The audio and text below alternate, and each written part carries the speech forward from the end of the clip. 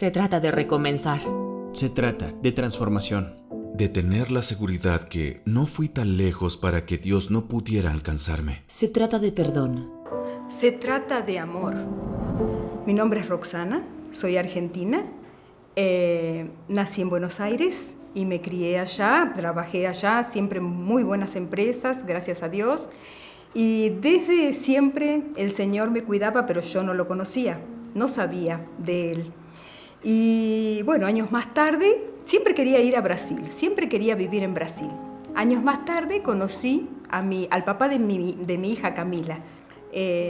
Estuvimos juntos 5 años viviendo en Buenos Aires y luego vinimos para Brasil, a Porto Alegre, Río Grande do Sul. Después de unos 7, 8 años nació Camila, mi hija, que hoy tiene 22 años. Y bueno, como todo matrimonio, teníamos peleas, no teníamos al Jesús y al Dios vivo que nosotros conocemos hoy, entonces siempre teníamos conflictos familiares, todo era un verdadero desastre. Entonces, claro, ante esta desesperación uno busca siempre un salvoconducto. ¿Y qué fue? Fueron varias denominaciones, fueron religiones, alternativas que uno busca en la desesperación de corregir los errores, de que todo mejore, pero nada mejoraba. Estábamos siempre en conflicto, hasta que llegó, obviamente, con tantos problemas, el divorcio.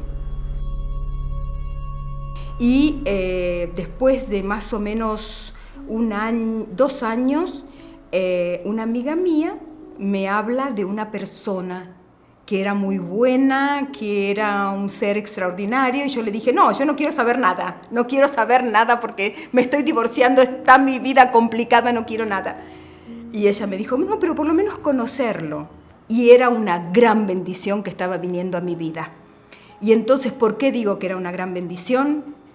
Porque mi esposo actual, Paulo Ribeiro, fue quien me mostró la verdad. Adventista del séptimo día, me dio los estudios, oír la voz de Jesús. Ahí empecé a entender la verdad, la única verdad. Y entonces empezamos a conversar y él me empezó a mirar porque yo tenía joyas por todos lados.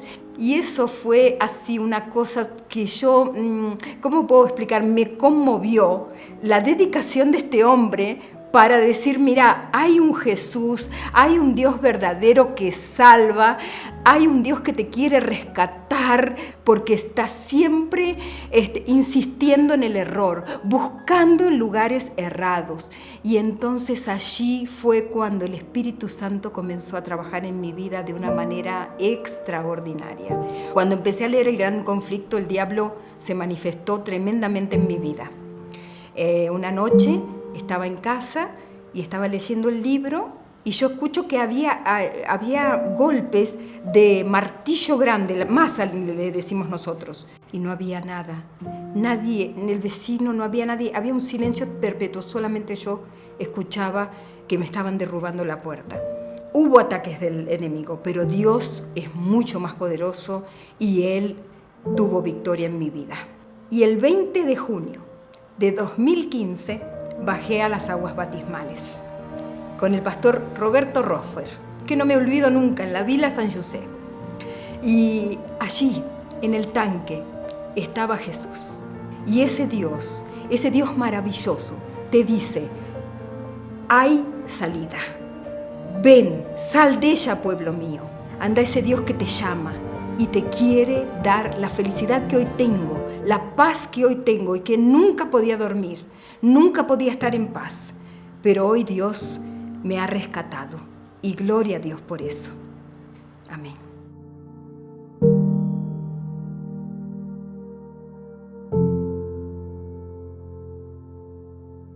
Durante toda esta semana, la bendición no se ha detenido. Cada uno de los testimonios, las oraciones contestadas, la proclamación de la palabra del Señor ha trascendido a nuestras vidas y lo seguirá haciendo, porque si la verdad es sembrada en tu corazón, como ha sido sembrada también en el mío, perdurará para la eternidad. Comparte esta bendición con alguien más. Hazle saber a alguien más que hay bendición, restauración en Cristo Jesús. Hoy quiero compartir con cada uno de ustedes acerca de las tres cruces. Pero antes, quisiera puntualizar antes de comenzar que la vida está llena de elecciones. Nuestras vidas están llenas de elegir una cosa o la otra. Y si no elijo, eso también es una elección.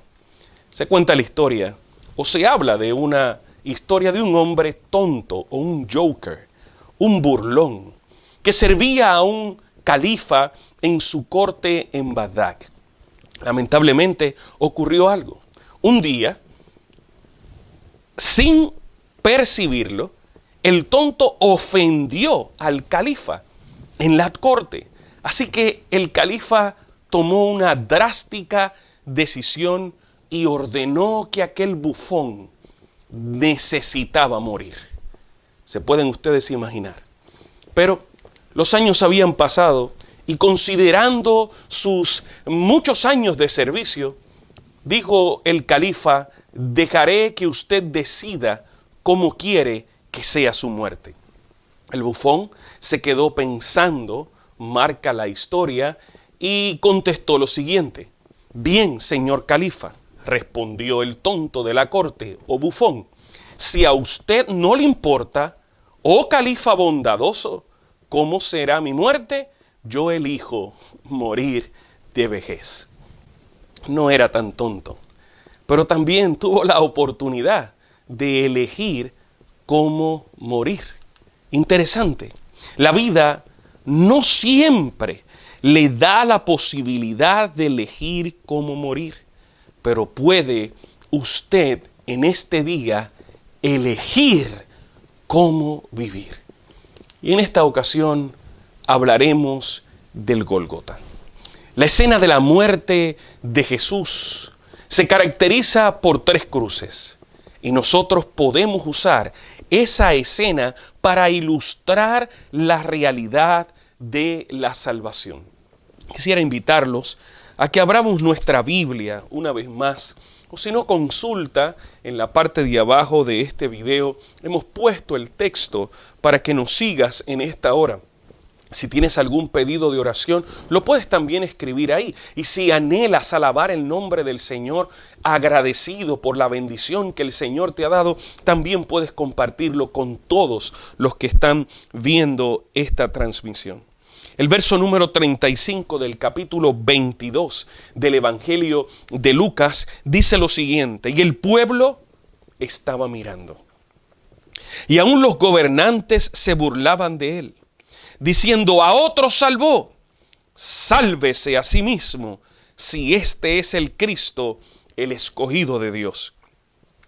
Los soldados también le escarnecían, acercándose y presentándole vinagre, y diciendo: si tú eres el rey de los judíos, sálvate a ti mismo. Había también sobre él un título escrito con letras griegas, latinas y hebreas, que decía: este es el rey de los judíos. Y a uno de los malhechores que estaban colgados le injuriaba, diciendo: si tú eres el Cristo, sálvate a ti mismo y a nosotros. Verso número 40. Respondió el otro y dijo diciendo: ¿ni aún temes tú a Dios, estando en la misma condenación? Nosotros, a la verdad, justamente padecemos, porque recibimos lo que merecieron nuestros hechos, mas éste ningún mal ha hecho. Esta escena del Gólgota, donde vemos esas tres cruces levantadas, donde está Jesús en el centro y ambos ladrones. Yo quiero aclarar que a veces nosotros hablamos del ladrón bueno y el ladrón malo. No, no hay ningún ladrón bueno.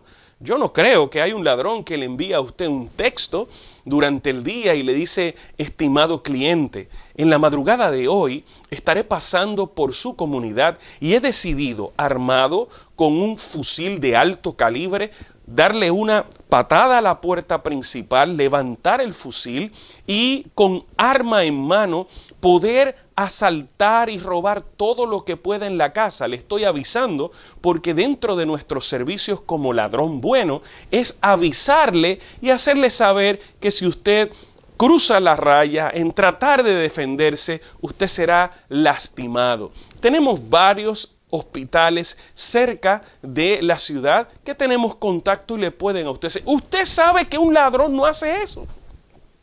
Ningún ladrón le ofrece a usted un servicio de pillaje o criminal que a usted le beneficie. Ambos eran ladrones. Ambos habían cometido el mal.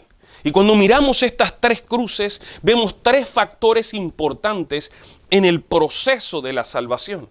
Vemos en primer lugar el proveedor, en segundo lugar el receptor y en tercer lugar el rechazador. Ahí estaba.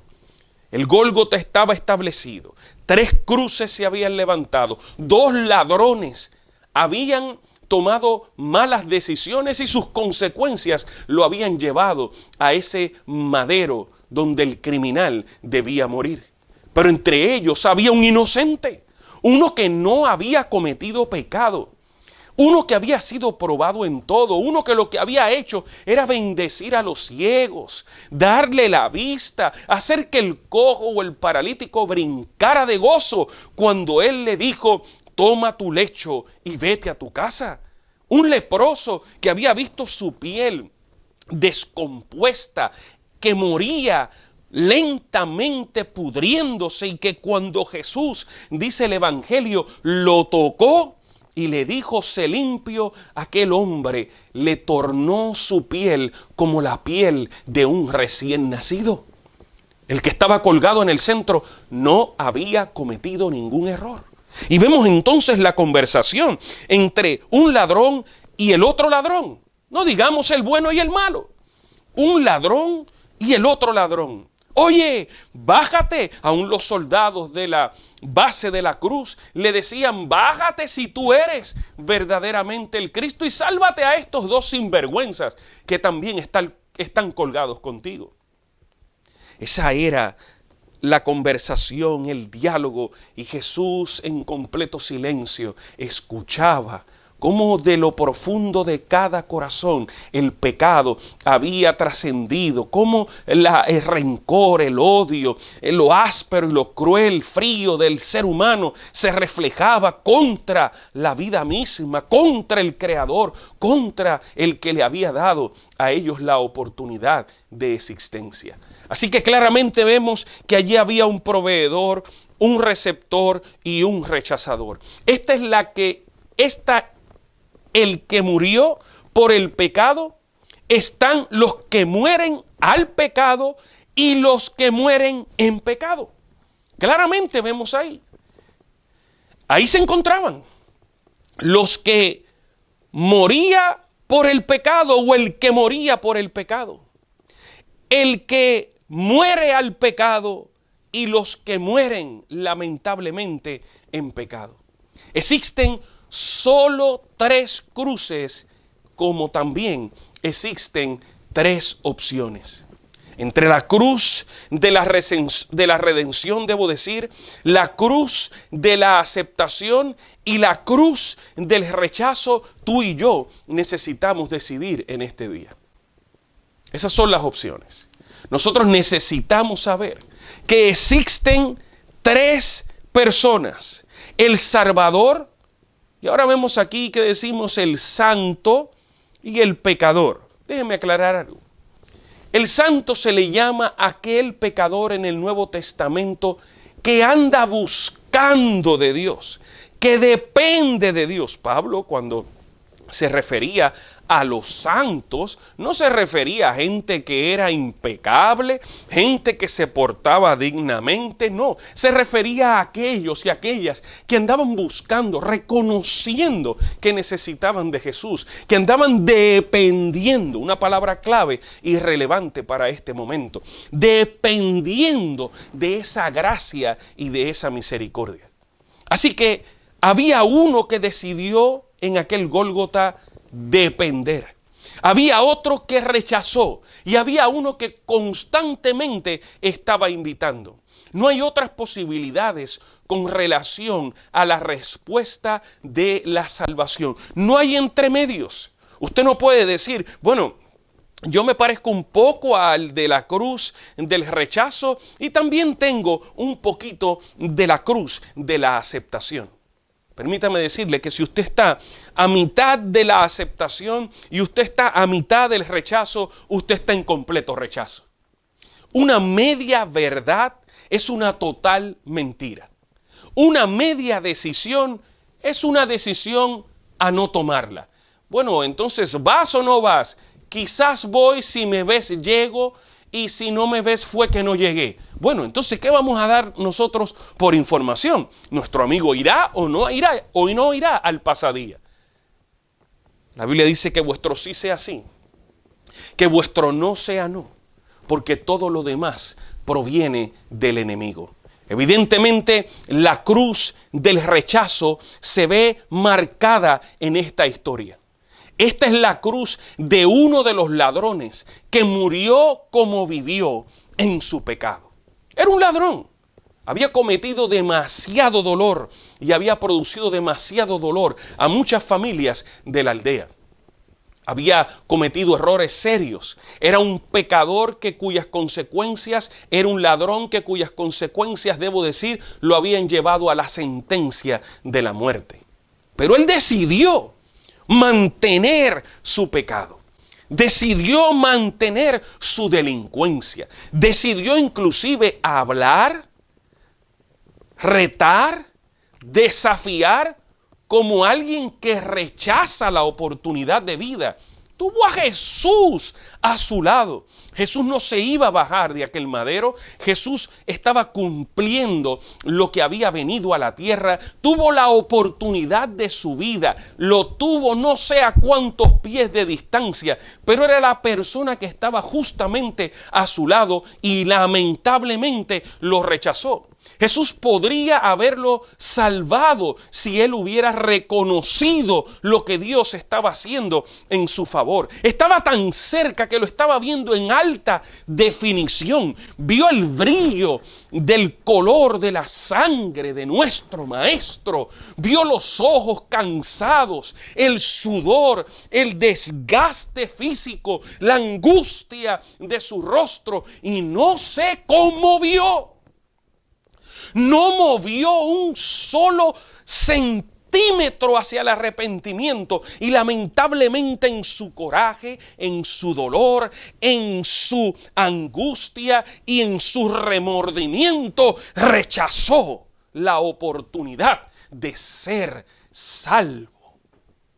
¡Qué cruz tan terrible llevaba aquel hombre! La cruz la llevaba en su corazón. Una cruz de odio, una cruz de rechazo, una cruz que aquel corazón evidentemente era el corazón de piedra que habla la Biblia, que la gracia de Dios está disponible a tornarlo de piedra a un corazón de carne, pero aquel hombre lo quería de piedra. Quería mantener su corazón duro, rudo y áspero. Lucas capítulo 23, verso 39 dice, y a uno de los malhechores que estaban colgados le injuriaba diciendo, si tú eres el Cristo, sálvate a ti mismo y a nosotros. Era terrible esta escena. Yo no sé si yo hubiese sido uno de los soldados mirando todo esto. Quizás algunos de los discípulos de Jesús a la distancia, con temor, como quizás muchos de nosotros hubiésemos estado. Yo no culpo a Pedro, no culpo a otros que tuvieron miedo, precaución, nervios en este escenario. Era un escenario difícil, la muerte se respiraba. La muerte, la violencia, la tortura se respiraba alrededor de aquella arena. Aquella cruz, lamentablemente, marca que ese ladrón era un hombre que estaba recogiendo lo que sembró y no lo estaba disfrutando. Lo que él había sembrado todavía continuaba con esa historia. Con razón, Gálatas, capítulo 6, verso 8, dice que el que siembra para su carne, de su carne segará corrupción. Aquel hombre corrupto estaba colgado, perdiendo la oportunidad de su vida, perdiendo la opción, la elección, la oportunidad de poder escoger por Jesús, de poder ser limpiado por Jesús, y todos aquellos delitos y todo aquello que había hecho durante toda su vida criminal y delictiva, todo lo que había marcado, todo ese dolor, si lo hubiese puesto a los pies de Jesús, Jesús lo hubiese perdonado. Porque saben una cosa, Jesús acepta el peor de nuestros pecados. El pecado más sucio, el pecado más profundo, el pecado más oscuro, el Señor lo acepta. Pero lo que el Señor no acepta son excusas. Y evidentemente es rechazo. Yo puedo ir donde Jesús. Y con esto yo no estoy diciendo, ve y haz todo lo oscuro, feo y sucio de la vida. Eso se llama libertinaje. La Biblia dice, y conoceréis la verdad, y la verdad os hará libre, no libertinos. Hay unos que toman el nombre de Jesús para vivir como si no hubiesen límites. Cuando Jesús dijo en el Evangelio, si me amáis, si de verdad estás enamorado de mí, si me amas de todo corazón, como mi discípulo, guarda mis mandamientos. Pero la realidad es que el Señor acepta el pecado que le traigas, no la excusa que le traigas. Él con el pecado lo recibe, lo perdona, te limpia, te levanta a una nueva restauración en Cristo. Y día a día nuestra vida a través del poder del Espíritu de Dios seguirá siendo nutrida, bendecida. Y en ese proceso de santificación, luego de la justificación, algún día, pronto, veremos la glorificación. Esa es la realidad de ser justos o justificados por la fe. Es un regalo inmerecido. Este hombre no le importó. A este hombre no le interesó eso. Este hombre decidió morir en su propio pecado. En lo que dijo ese ladrón, también hay escepticismo e incredulidad. Si realmente tú eres, porque aquí colgado todavía no lo creo. Aquí colgado no estoy viendo que eres una opción para mi vida. Yo no sé cuántos hoy día están viviendo así. Si todavía Jesús tú eres, no es que si tú eres, es que Él es, ha sido y será por la eternidad. Nosotros como criaturas necesitamos reverenciar al Creador, respetar al Creador, adorar al Creador. Tú y yo no somos nadie sin ese Creador. Pero ese Creador se hizo carne, vino a esta tierra para no solamente ser propiedad de Él por creación, sino también ser propiedad de Él por redención. Él anhela ser mi dueño porque me hizo, y anhela ser mi dueño porque al salvarme yo acepté ese hermoso sacrificio. Terrible la cruz del rechazo. Hebreos capítulo 11, verso 6, dice, pero sin fe es imposible agradar a Dios, porque es necesario que el que se acerca a Dios crea que le hay y que es galardonador de los que le buscan. Hay que activar el deseo de ser salvo. Saben que eso inclusive Dios lo pone en nuestro corazón. Y cuando digo activar, tu fe necesita ser puesta en los brazos de Jesús. Porque sin fe es imposible agradar a Dios. Y alguien va a decir, pastor, yo no tengo fe. Yo te entiendo, tú no produces fe. Aquí nadie produce fe. El autor y consumador de la fe es Él mismo. Pero si tú te rindes, si tú dejas de pelear, si tú dejas de echar a un lado la decisión por Cristo y solicitas, Señor, sálvame, como lo dijo Pedro mientras se estaba hundiendo, ese autor, ese consumador de la fe, tomará tu grito de anhelo de salvación como lo más grande y atenderá tu vida, cambiará tu vida, cambiará tus pasos para gloria de su nombre. Hay una cruz diferente a la que acabo de describir, y es la cruz de la aceptación. Esta es la cruz del criminal cuya vida fue cortada pero bendecida. Aquel hombre murió. Aquel hombre no se le quitó la sentencia de encima. Aquel hombre no lo bajaron de aquella cruz. Aquel hombre se quedó colgado allí, murió allí y lamentablemente tuvo que pagar por la realidad de su error. Pero aquel hombre murió bendecido. Aquel hombre murió confiado que había conocido al Mesías. Aquel hombre murió sabiendo que hay esperanza y sabe que cuando suene la trompeta en el día del Señor y se pase lista, ese ladrón va a responder. La pregunta es, si esa es la cruz que vas a decidir hoy, la cruz de la aceptación. En primer lugar, es importante observar que aquel hombre temía a Dios. Oye, ¿no te das cuenta? Le dijo, cuando gritaba si eres rey de los judíos, ni aún temes a Dios.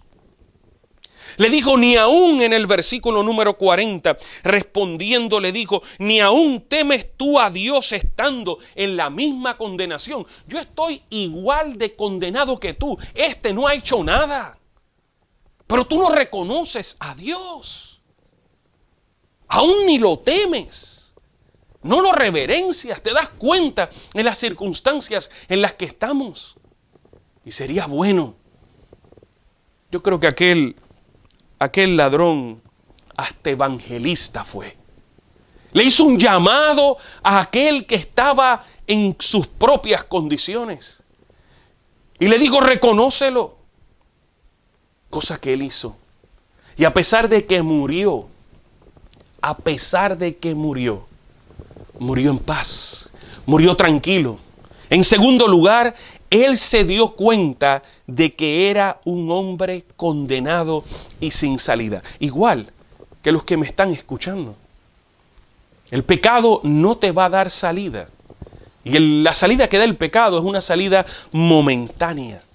Es una salida efímera. Es una salida por un instante. Pero vuelves otra vez al mismo barranco. Vuelves otra vez a la misma caída. Aquel hombre sabía que si no aceptaba a Jesús, era la oportunidad de su vida. Y lo hizo. En tercer lugar, reconoce este hombre su pecado y reconoce que mereció su sentencia. La realidad de que Jesús nos perdone no quiere decir que no lo hicimos mal. Porque la realidad es que necesitamos un abogado que nos defienda. Y para que usted necesite un abogado que lo defienda es porque usted reconoce que algo sucedió como no debió suceder, en la cual usted esté envuelto, sea para que lo defienda en esta tierra sus derechos, pero en los conceptos reales de la vida espiritual, es porque necesitamos un abogado que nos defienda porque lo hicimos mal, andamos mal. Nosotros separados de Dios vivimos en pecado. Y el pecado, cuando es reconocido en la vida del pecador, es porque el Espíritu de Dios lo convenció, lo redargulló, lo convenció de pecado y gritó por ayuda. Necesito un abogado, yo tengo que salir de esta realidad que yo he causado por andar lejos de Dios. Y reconoció eso este hombre.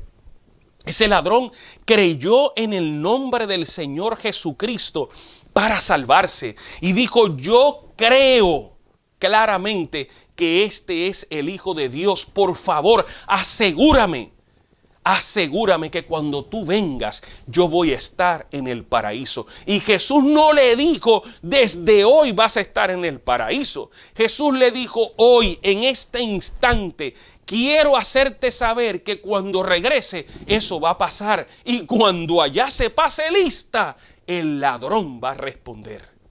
Claro, todos lo conoceremos, ya no como un ladrón, lo conoceremos como aquel ladrón arrepentido. Porque ¿sabes qué? El cielo va a estar lleno de pecadores. ¿Cómo, pastor? No diga eso. Sí, lo voy a repetir. Va a estar lleno de pecadores arrepentidos. Aquellos que decidieron por la cruz de la aceptación.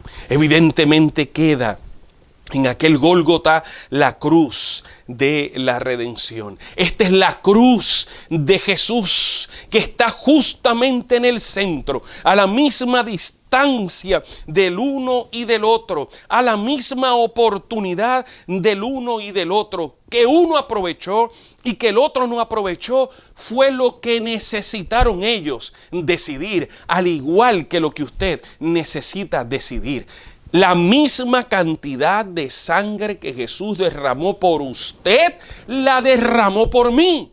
La misma oportunidad que el Señor le ofrece a usted, me la ha ofrecido a mí. ¿Cuál es su decisión? ¿Cuál es la mía? Eso es lo que hoy espera el Señor. En la vieja cruz, dice Herbert, accidentada, vemos al hombre en lo peor, pero también vemos a Dios en lo mejor. Esa cruz del centro, la cruz de la redención.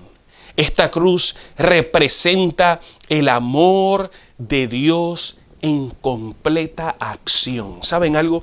Dios es un Dios activo. Dios no es un Dios pasivo. Dios es un Dios activo. Dejó el cielo, se movió a la tierra.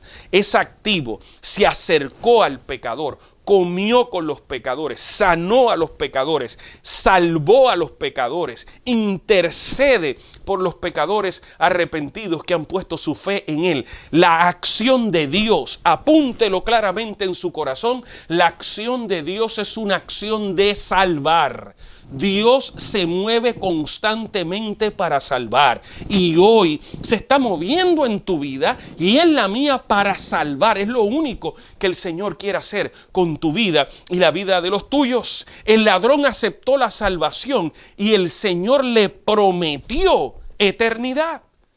Igual que lo va a hacer con todos y todas aquellas que acepten esta invitación. En el capítulo número 10 y los versículos 17 y 18 de Juan dicen: por eso me ama el Padre, porque yo pongo mi vida para volverla a tomar. Nadie me la quita, sino que yo de mí mismo la pongo. Tengo poder para ponerla y tengo poder para volverla a tomar. Este mandamiento recibí del Padre. Es una acción salvífica lo que Dios anhela que tú entiendas en todo su esfuerzo en salvar tu vida. Es una acción, un movimiento hacia tu redención. ¿Cómo vio usted esa cruz? Es una buena pregunta para este instante. ¿Un Dios crucificado? ¿Sabes qué? Pero aquella cruz es en verdad la exhibición del poder de Dios. Dios con nosotros en una cruz, muriendo para salvación de nuestros pecados. ¿En qué cruz usted está? ¿En la cruz del rechazo o en la de la aceptación? Hoy es el día de aceptar a Jesús más que cualquier otro día. ¿Por qué? Porque es el día que tienes. Hoy es el primer día del resto de tu vida. Y si hoy tomas una decisión por Cristo, verás el cambio en tu vida. Si usted nunca estuvo en el Calvario y no conoció a Jesús como su Salvador, su vida se está desvaneciendo, y a menos que venga Jesús, perderá su vida para siempre. Esa es la única alternativa: aceptar a Jesús, porque hoy es el día de salvación. Quiero compartir contigo Deuteronomio capítulo 30, verso 19 y 20.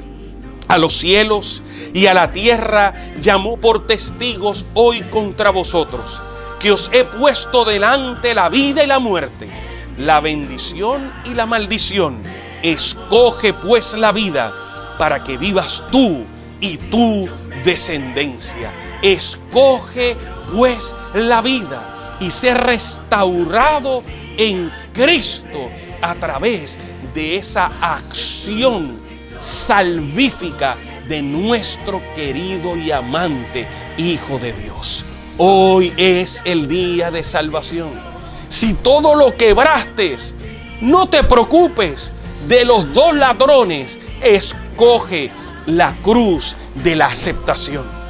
Ambos quebraron algo, pero el Señor a ambos le dio la oportunidad y solamente uno decidió por Cristo. Este hermoso libro dice de tapa a tapa que ese Jesús te ama, que ese Dios anhela salvar tu vida y la vida de tus seres amados, que ese Jesús murió por ti, murió por mí cuando no lo merecíamos, se hizo culpable de todo para que tú fueses perdonado por todo. Entrégale tu vida. No tardes más y hazle saber: necesito, Jesús, necesito que hoy me asegures que cuando regreses estaré contigo y viviré contigo para siempre.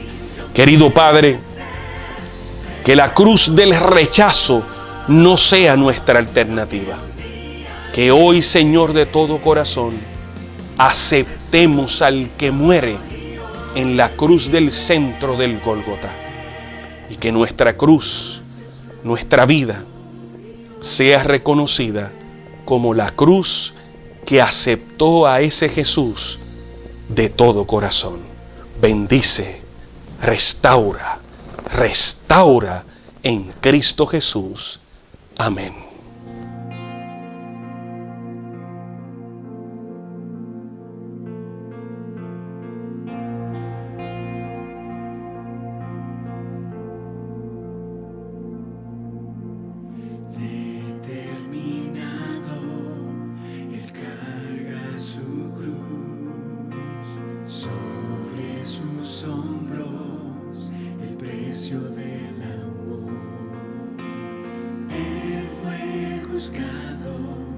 Condenado a morir, y en su faz las marcas del sufrir, clavos en tierra, sangre a derramar.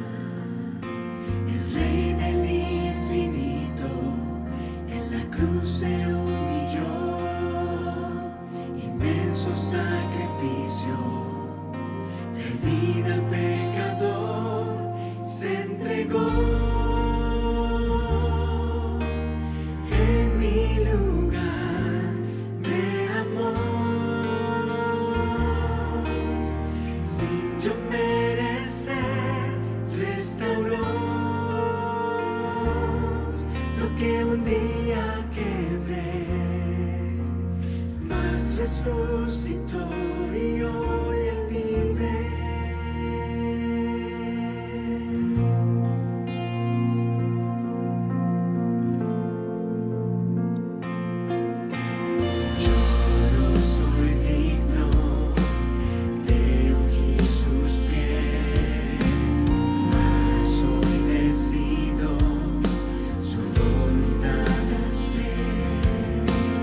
Toca hoy mis ojos para que vean tu luz.